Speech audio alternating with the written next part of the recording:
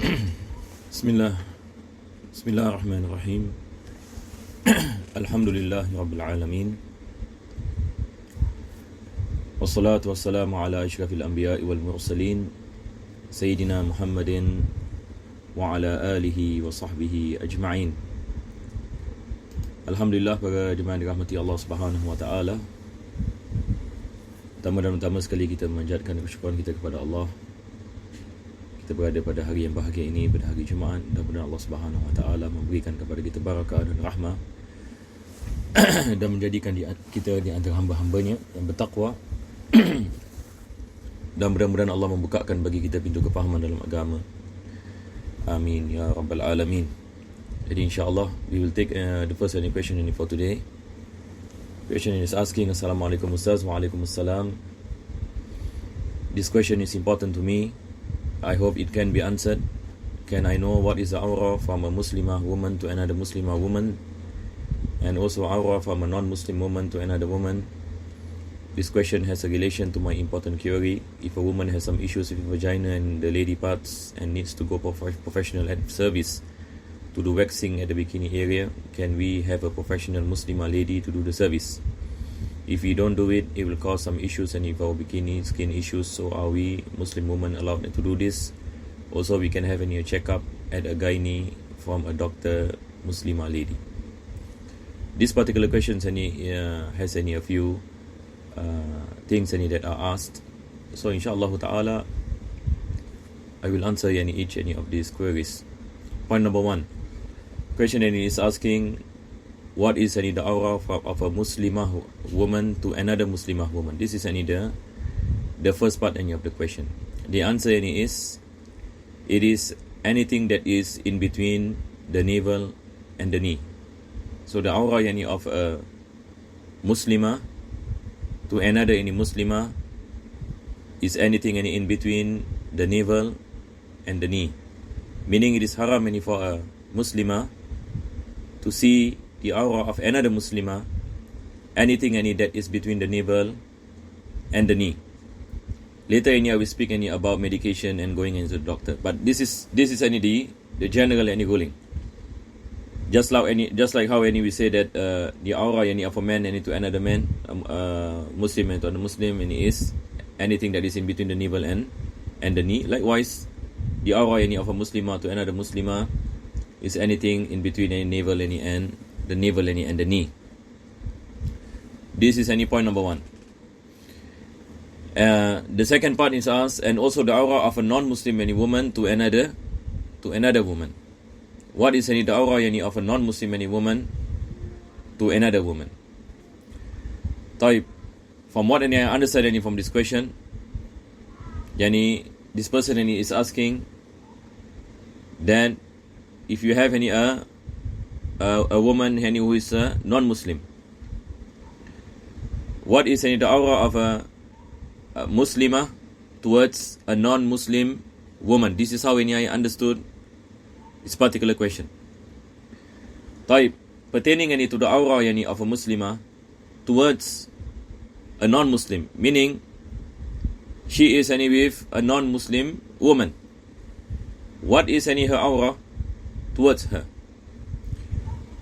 There are some differences amongst the ulama, but before I speak about those differences, the prevailing judgment in our madhab of Al-Imam Shafi'i, as what is mentioned by Al-Imam Ibn Hajar Al-Haythami, the aura of a Muslim woman and of a Muslimah towards a non-Muslim woman, we're not speaking about non-Muslim men, non-Muslim woman, is the parts of the body that is usually covered, except for the parts when she is in a state of working. A woman, if she is in the kitchen, for example, when she is doing her work, the part of the body that is exposed, part of the hand, some parts of her head, for example, this is the parts that can be exposed. Other than these parts, it is considered to be aura. And this is the prevailing judgment in our madhab. There are so many differences amongst other ulama. As, for example, the Hanabila, the scholars of Hanbali, they mention that the aura of a Muslimah towards a non-Muslim woman is the same as the aura of a Muslimah towards a Muslim man. The aura of a Muslimah towards a Muslim man is the whole body except for the face and the hands. The Hanabalites, the Hanabila they took any disposition. Now, so there is a bit of difference. Likewise, the Ahnaf, the scholars of the Ahnaf. So in this situation, and we find that our madhab al-Imam Shafi'i is considered to be one of the lightest. There are opinions that says that it is the same. The aura of the woman is the same as another Muslimah that is in between the navel and the knee. But the opinion that is strong, that we abide to, is the opinion of Al-Imam Ibn Hajar, and this is the prevailing judgment in our madhab of Al-Imam Shafi'i. So it is not permissible for a Muslimah to remove for example her clothes normally that she wears inside her house, for example, where the neck is exposed and so on, and some parts of the body is exposed to a non-Muslim. So this is the thing that we have to be careful as a Muslimah. So this is the second part of the question. So the first part is asking about the aura of a Muslimah to another Muslimah, that is from the navel to the knee. The aura of a Muslimah towards a non-Muslim woman is the whole body except for the parts that exposed when she is working. Then the question he asked, this question has a relation to my important query. Is a woman has some issues with vagina and lady parts and needs to go for professional service to do waxing at the bikini area. Can we have a professional Muslimah lady to do the service? Yes, you can. If there is a need for some of the body parts to be exposed because of some medication, because of some issues, for example, pertaining to the skin or pertaining to having any operation, and for example, then it is permissible for the doctor to see the parts that is in need of her to ascertain about the sickness that the patient is experiencing. So if you can find a Muslimah doctor, that is the best. If you cannot find a Muslimah doctor, you can go to a doctor who is a non-Muslim. If you can find a lady, non-Muslim lady, for example, can do, then you can go to the doctor who is a non-Muslim, if you cannot find a Muslimah doctor. But of course, if you can find a Muslimah doctor, mashallah, then that is the best. If you cannot find a Muslimah doctor, then go to the doctor that is non-Muslim but lady. If you cannot find one, then only go send to the sequence, and it goes back to a Muslim doctor, male, who is a Muslim. If you cannot find, then only non-Muslim doctor who is a male, in the case you cannot find a male Muslim doctor. So the sequence is like that. And if you are a woman and you can find a lady doctor, then you have to give precedence to the lady doctor. Likewise, pertaining to gynae, that if you are going to give birth and consultation, and the best is for you to get the Muslimah gynae. And this is the thing I would like to say, to encourage our Muslimas to take up the field of medicine, becoming gynaes, becoming doctors. This is important, a lot of our community is in need of Muslimah doctors. We do not have much Muslimah doctors, and this is some of the issues that we are facing today.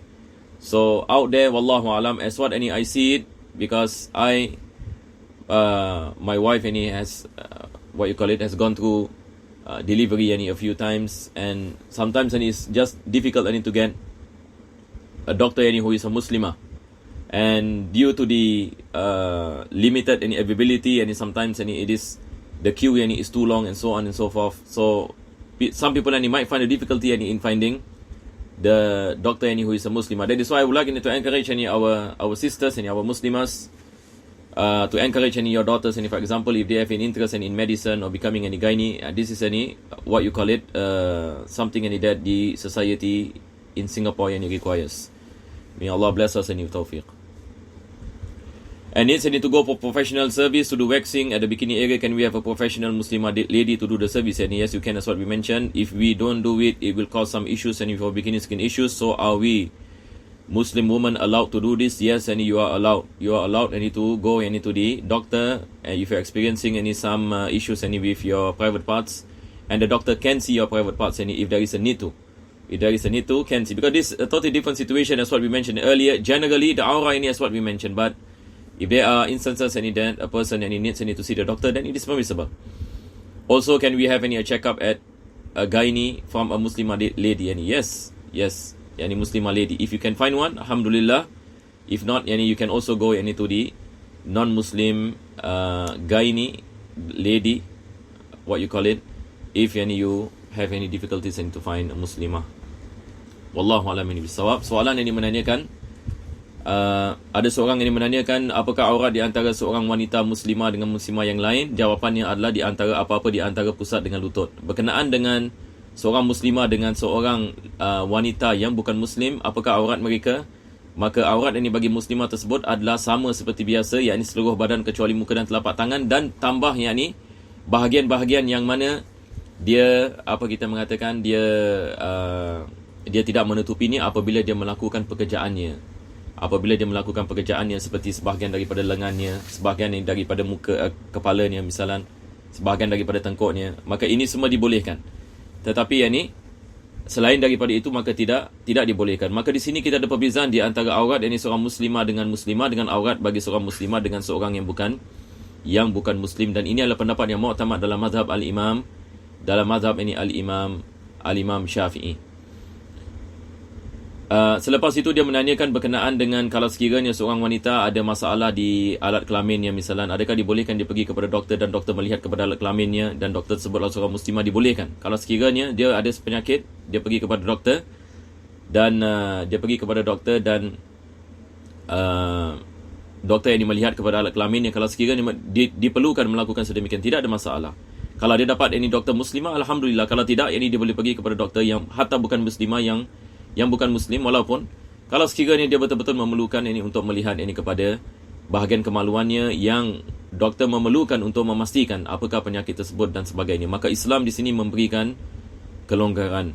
Naam. InsyaAllah kita pergi kepada soalan yang kedua. Question is asking, Assalamualaikum Ustaz, Ustazah. Waalaikumsalam warahmatullahi wabarakatuh. Growing up, I have been afraid of cats and shy. Doesn't help that my neighbors love to feed cats that come to the level I'm staying at. This imagination of them maybe biting, scratching me since young gets to me so hard, and I have no idea how to get rid of it. Also, I can't possibly call town council, which leads to them calling SPCA, which puts them to sleep, and will lead in me not getting a place in Jannah. I can't possibly make the relationship between me and my neighbors awkward too, by telling them I need to stop feeding. It has come to a point where I don't even feel like going home because I know the cats will be there. I know they are Rasulullah SAW favorite, but it's not in my favorite list. Please advise. Basically, this question is asking, maybe a girl or a man is asking. I believe it is a girl. She is asking that she has this phobia of being with cats, but the issue is the neighbors always feeding the cats in the flat that she is staying in, and many times when she goes back to the house there are cats loitering outside the house, and she has this phobia and she doesn't know what to do, and sometimes she doesn't want to go home just because of knowing that the cats will be there. Wallahu alam, sister, what I can advise is that if it is possible, you should put in some efforts to fight this fear. You should put in some effort to fight this fear. Fear towards something can be overcome.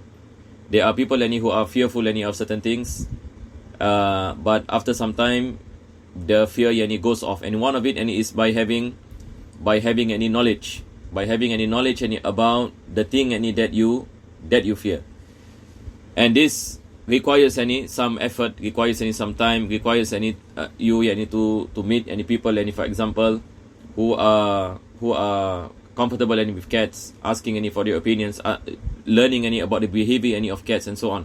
This kind of knowledge can help you to overcome the fear of cats. Not because not all kind of cats that likes to bite people, for example your fear is basically that you imagine of them biting you, or of them scratching you. Normally any cats any do not bite and do not scratch unless any if they are triggered. So you need any to learn any about what are the things any that can trigger any the cats. Normally any if you are just any walking any in your corridor, that usually and most possibility is that the cats any won't any bite you, the cats any won't any scratch you. Cats any are not animals any that attack human beings. But when you have any experience any in the past any when the cats bite or the cats scratch, usually any it is in a state any of fear, where it feels any that someone any is going any to harm it, for example. Then only any the cat any will be any in a defensive mode. The cat any comes any to scratching any or biting. So it is important any for you to learn any about the nature any of cats. For example, there are a lot any of people any who are afraid any of certain any animals, but sometimes any you see some people they are comfortable any with some animals. One of the main reasons and because of knowledge, because when you understand the nature any of a particular animal, then you understand the limitations any of that animal, what the animal any can do to you, and what the animals any cannot do to you, and what are the characteristics any of that animal. This might any help you to understand the thing any that you fear, and this is how any we should any overcome any fear. There are people any, for example, let me give you a simple example. There are people who are afraid of the water, of sea, of bathing any in the sea any, for example. But after some time any when they fight any this fear by constantly doing it, for example, going any to the sea and immerse themselves in water, and slowly any the fear any goes away. Slowly any the fear goes away, because once you come any to the conclusion that you know that actually there is nothing any to fear, then the fear any can go away. My advice any to you is to undertake this, and to find out, to meet any people, for example, learn any about cats and so on, so that inshallah ta'ala the fear any of the cats any will, the fear any of the cats any will go away. And to me, wallahu alam, to what I look at, this is not any a serious any issue, not any a serious any issue pertaining any to cats, because cats are not any harmful any animals. If you tell me about a particular animal that can cause real harm, then what you call it, okay, we need to find any another solution any to the problem. But pertaining any to harmless any animals any like cats, is just any a matter of you how you are able any to overcome any the fear. I saw any you mentioned and you do not want to lodge a complaint any to town council, because any it will result any in what you call it, putting any the cats any into harm, or you also any do not want any to confine any your neighbors any, for example, because any the thing is any what I understand any from the situation is that the neighbors any like any to feed any the cats, and the cats are not living any with the neighbors, so these cats any will be there. These cats any will be there. So it is a matter on how you overcome any the fear any, inshallah. And this something any which is not any difficult. It's just any required any some efforts.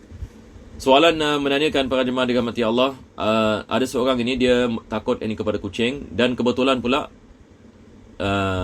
jirannya pula suka kasih makan kucing di bawah blok dan sebagainya. Jadi apabila di balik rumah kadang-kadang ada kucing berada di depan rumah ni dan sebagainya. Jadi dia ada ini fobia, takut kepada kucing. Maka saya nasihatkan adalah untuk belajar tentang kucing, sebab kebiasaannya benda yang kita takut ini, kita tidak ada ilmu tentang benda tersebut. Itu sebab ini kita takut. Tapi kalau kita faham tentang sifat kucing, bilakah kucing gigit, bilakah kucing akan cekau dan sebagainya, maka kita dapat tahu yang sebenarnya kucing ini dia tidak akan gigit ataupun dia tidak akan cekau, kecuali kalau seseorang itu mengacaunya ini misalnya.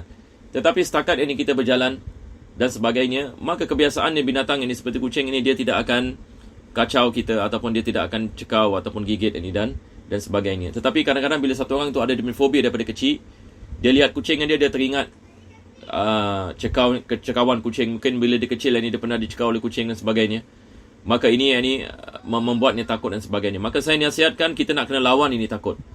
Kita nak lawan ini takut.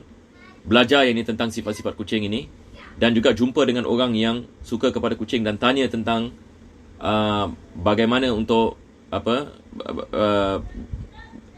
belajar dengan mereka tentang kucing ini, supaya ketakutan ini dapat dapat pergi. Itu adalah lebih baik. Dan ini adalah perkara yang biasa yang ni. Ada orang yang ni misalan dia takut kepada laut misalan, dia takut mandi laut.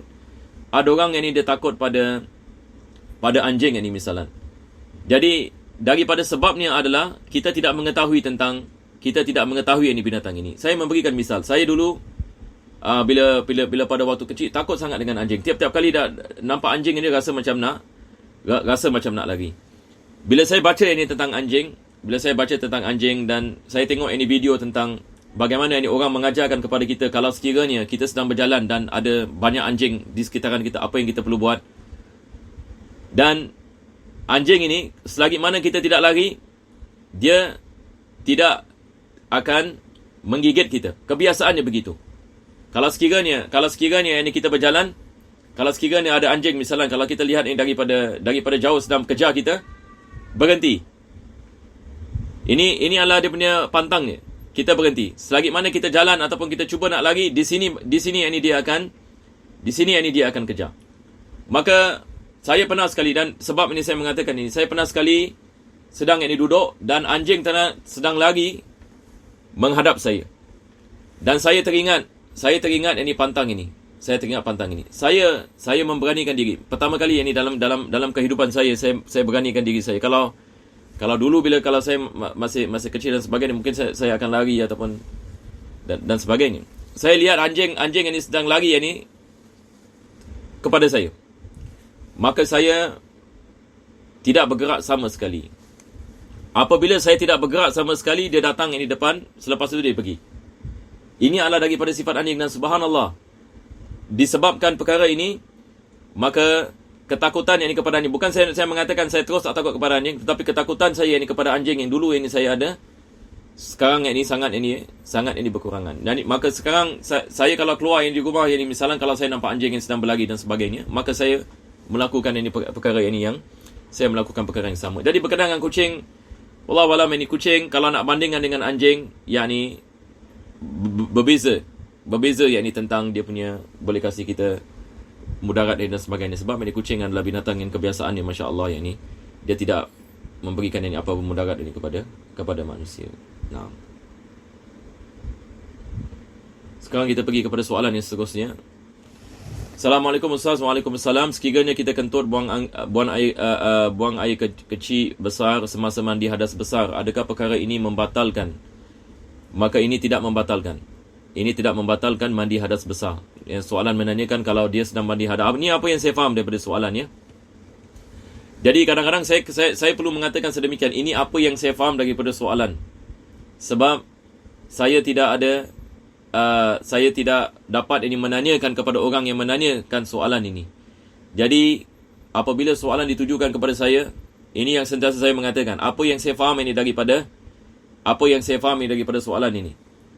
Apa yang saya faham adalah dia sedang mandi hadas, selepas itu dia keluar angin, ataupun dia buang air kecil, ataupun dia mandi hadas besar, selepas itu dia mandi balik. Ini apa yang saya faham daripada soalan. Ini tidak membatalkan hadas besar. Ini tidak membatalkan hadas besar. Sebagai misal, satu orang sedang mandi hadas besar misalnya. Selepas itu dia keluar angin. Dan dia meneruskan mandinya, tidak ada masalah. Sah ini mandi hadasnya. Cuma sunnahnya adalah apabila wuduknya batal, dia mengambil wuduk lagi sekali. Sebab daripada perkara yang disunatkan kita sebelum kita mandi hadas adalah kita mengambil wuduk. Adalah yang ini kita mengambil wuduk. Tapi kalau sekiranya wuduk kita batal sedang kita mandi hadas, maka disunatkan kita mengambil wuduk sekali lagi dan kita meneruskan mandi hadas. Sama juga hukumnya kalau kita buang air kecil ataupun kita buang air besar. Question ini is asking, a person is bathing the obligatory bath and he farted or he urinate, and for example, does this invalidate in the bathing? No, it doesn't invalidate the bathing.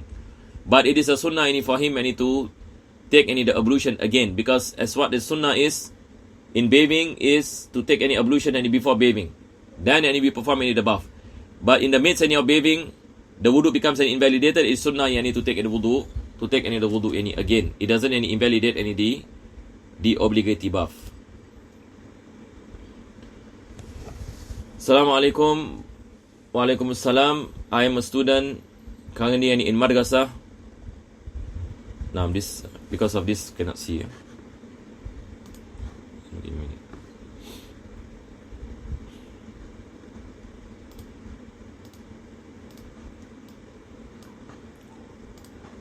I am a student of knowledge currently studying in one of the madrasas in Singapore. I'm very thankful for all of the ilmu that my asatizahs have shared with me, as it impacted greatly on my ibadah and daily activities.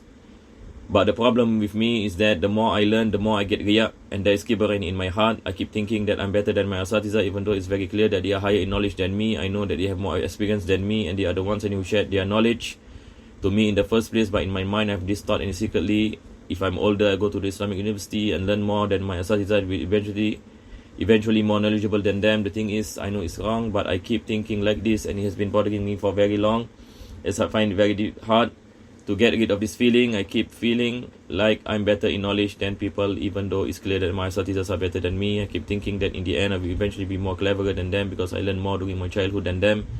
And I know that this is extremely wrong and very bad and it's pure riya, but it's really hard for me, and my heart isn't at peace. It feels super heavy due to these feelings. Can you help me?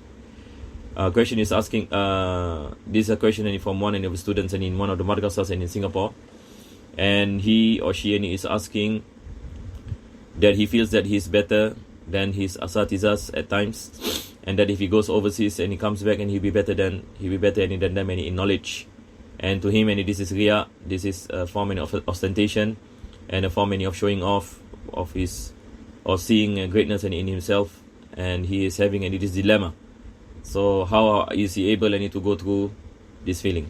So what I understand from this particular question is that a person is saying to himself that, point number one, that he is going to be better than his asatizah, than his teachers, once he goes abroad and study in the Islamic universities and return. So this basically the worry what I understood from this question. So let me explain. There are certain things in Islam that it is permissible for you to have what you call it, jealousy in. Jealousy in general is not permissible in Islam. Jealousy in the Islamic terminology, it is called al-hasad. So there is a difference between hasad and riya. Riya is basically you are trying to show off.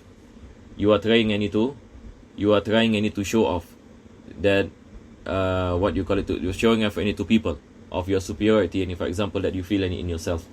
Hasad is jealousy. There is another terminology in tasawwuf, we call it ribta. Ribta is a form of jealousy, but it is in a good form. For example, there are two main things in ribta. Number one, if you see a person who is knowledgeable, and you are jealous of him. Is this wrong in Islam? No, this is not wrong. You are jealous because of his knowledge. You are jealous. Let me give you an example. A person he sees a scholar, a great Islamic scholar, for example, and he is jealous in the sense that he sees this person, mashallah, and he has a lot of knowledge, and I want to be better than him. I want to study hard, and I want to be better than him. There is no harm in this, because this is jealousy in the good way. Jealousy in the good way. You are not being jealous to harm this person. If you have the intention to harm him, then it's another thing. But you are just basically giving motivation to yourself that you want to be better than him. There is no harm. And this is something that is encouraged in Islam. That when you see a person doing ibadah, for example, a person who recite the Quran for example more than you. For example, your friend recite one juz of the Quran daily, and you do not recite that much, and you are jealous in a way that you want to be better than him. Is this a good form of jealousy? Yes, it is a good form of jealousy. It motivates you to read the Quran more. A person performs Qiyamul Layl, you do not perform Qiyamul Layl. You want to be better than him, and you start to put in efforts. That is good for you. Do not think this is haram for you. No, it's not haram, it is encouraged. That's why in the Quran Allah says, فَلْيَتَنَافَسِ الْمُتَنَافِسُونَ. So you have to race with one another. Race, tanafus. In the Quranic term we call it tanafus. But tanafus based on what? Tanafus based on making ourselves closer to Allah subhanahu wa ta'ala. We race with one another. You see someone he has knowledge, so we tell ourselves, I want to seek knowledge I want to be better than him. Someone he makes a lot of ibadah. You feel this kind of jealousy. You want to be better for example. There is no harm. But your objective must be correct. This is the important thing. Your objective is to attain the pleasure of Allah subhanahu wa ta'ala, not for the sake of having any the pleasure of beating him. But it is any to attain the pleasure of Allah subhanahu wa ta'ala, but using any our peers any as our benchmark any in a sense that we want to motivate any ourselves, that we want any to be better. That is why it is encouraged any for us any to travel, encourage any for us any to mix any people any, for example, to learn any about the Salihin and so on, so that any we can put any a certain benchmark any, so that we know that we are far from Allah subhanahu wa ta'ala. When you look at these people, mashallah, these people are closer to Allah, then at least any you have a vision. You are not any deluded any by yourself into thinking that you are the best. There are people any who are much any better than you. There are people any who are much knowledgeable any than you. So this effort any has to continue. So by you any saying any you want to go overseas and you want to be better any than asatizas, I encourage this, that you look any into this, that you go overseas, have the motivation and to seek knowledge. This is the problem any of our students nowadays, lack of motivation. People any go overseas and to study in universities just for the sake of attaining any degree, go back and to have any job. This is a big any issue, a big any problem. We have any to find ways any to motivate any ourselves and to become any better. The situation any that we are living any today, in the future any requires a high degree of Islamic any scholarship, because the situations and the problems any the ummah any is facing is far much worse any than the past. So today the challenges any that and ustaz any is facing towards any the Muslim any society is far much greater any than you speaking about 20 years ago. So the level any of knowledge that has to be that a person has to equip himself in da'wah ilallah is far much greater any than those any in the past. So this is the thing any that we have to understand, and the importance any of equipping any ourselves any with knowledges and motivating any ourselves any to become the best, to become any the best. So I would like any to encourage any the person any who asks any this question, that there is no harm in having any these feelings. And it doesn't mean any that you look down on your asatizas. This is another thing. You want to be better than them, no harm. But do not any come any to a state anywhere you look down any on them now. This is any the problem. So whatever it is, any we have to respect any the people any who teach us knowledge, especially any knowledge any of Islam. So there must be a balance any in all these things. May Allah subhanahu wa ta'ala bless all of us any with taufiq. Soalan yang menanyakan, ada seorang pelajar madrasah di Singapura. Dia mengatakan dia ada dia lihat kepada ustaz-ustaznya ataupun guru-gurunya di madrasah, dan dia ada keinginan untuk menjadi lebih baik daripada mereka. Ini sikit lebih kurang ni soalan ini. Jadi dia nak keluar negeri nanti, nak belajar di universiti dan balik nak menjadi lebih baik daripada mereka. Dan dia risau, dia mengatakan ini mungkin satu perkara yang salah. Maka saya mengatakan ini bukan perkara yang salah. Ini adalah perkara yang baik pada hakikatnya. Cuma kita nak kena berjaga-jaga. Ada perkara-perkara yang ada beberapa perkara yang kita nak kena jaga. Iaitu, ini kita dalam Islam kita ada istilah ribtah. Ribtah ini maksudnya kita rasa cemburu atas seseorang yang diberikan ilmu, ataupun cemburu seseorang melakukan ibadah, kita nak jadi lebih baik daripadanya. Ini adalah perkara yang baik. Kita selalu nak kena aim tinggi. Jangan ini kita aim ini rendah yang ni. Kita nak kena aim jadi seorang ini yang lebih tinggi daripada itu. Jadi kalau kita tak dapat yang tinggi pun, kita dapat yang apa kita mengatakan yang terbaik ini maksudnya. Jadi dalam Islam ini begitu. Jadi tidak ada masalah yang ni seseorang itu apa kita mengatakan ada cita-cita yang ni seperti itu, maka ini digalakkan. Kita lihat ada orang melakukan solat tahajud, kita tak melakukan solat tahajud. Jadi kita nak melakukan solat tahajud untuk lebih jadi baik, lebih daripada dia misalan.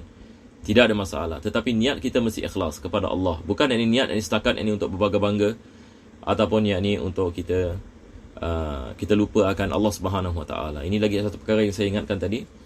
Jadi maksud kita mesti faham, niat kita adalah kerana Allah. Kita belajar kerana Allah, bukan kerana selain Allah. Kita beribadat pun sama juga.